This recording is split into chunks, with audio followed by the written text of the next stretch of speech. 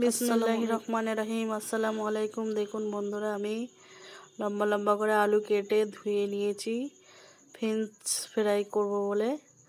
তো French fry করতে গেলে আলুটা অনেকবার ধুয়ে নিতে হবে, 7-8 বার ধুয়ে পুরো পরিষ্কার করে নিতে হবে। নিয়ে এরকম করে ভালো করে বিছিয়ে একটা একটা করে মুছে নিতে হবে। একটু পানি থাকলে চলবে না, দিয়ে যদিও পানি থাকে এরকম করে মুছে নিতে হবে। নিয়ে এখন আমি করতে যাচ্ছি। এই যে জোয়ান নিয়ে নিয়েছি, জোয়ান আর এর মধ্যে নুন দেব।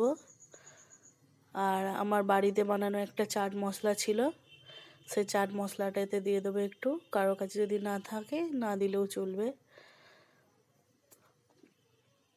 শুকনো লঙ্কা, বিট নুন, গোলমরিচ এসব দিয়ে আমি তৈরি করেছি এটা দিয়ে দিলাম একটু। দিয়ে ভালো করে মেখে নেবো। নিয়ে এর মধ্যে কর্নফ্লাওয়ার দেবো, আটা।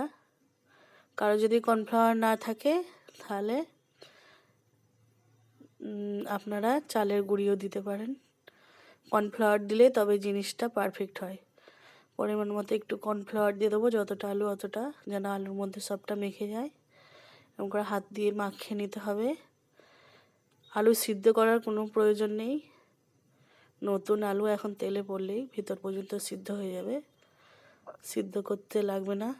ভালো করে মাখানো হয়ে গেল। দেখুন এই পর্যায়ে আমি তেল ভালো করে গরম করে নিতে হবে। নিয়ে দিয়ে দেবো, অল্প অল্প করে ভাজবেন। একটার পরেও যেন না একটার গায়ে না একটা লাগে, লেগে গেলেও সরিয়ে দেবেন খুন্তি দিয়ে।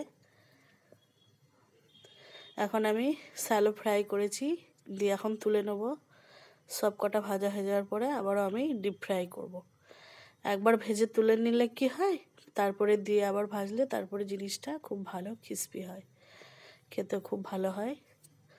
তেলটা ভালো করে ঝরিয়ে নেবেন। কারো যদি টিস্যু পেপার থাকে টিস্যু পেপারের উপর দেবেন, আমার নাই, সেই জন্য আমি ওরকমই দিয়েছি এমনি রেখে।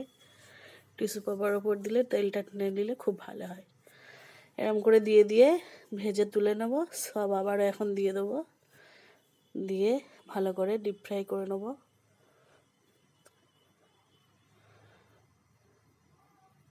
যতক্ষণ না হালকা ব্রাউন কালার হচ্ছে ততক্ষণ তুলবেন না। এই দেখুন হয়ে গেছে, দেখুন কত সুন্দর হয়েছে। আপনারা বাড়িতে ট্রাই করে দেখবেন, খুব সুন্দর হয় খেতে। আমি রোজা, খেয়ে দেখাতে পারছি না এখন। ভিডিওটা ভালো লাগলে লাইক দেবেন, শেয়ার করবেন, সাবস্ক্রাইব করবেন। সবাই ভালো থাকবেন, আমার জন্য দোয়া ও আশীর্বাদ রাখবেন। খুব সুন্দর হয়েছিল। ভালো লাগলে কমেন্ট করবেন, ফেসবুকে ফলো দেবেন বন্ধুরা।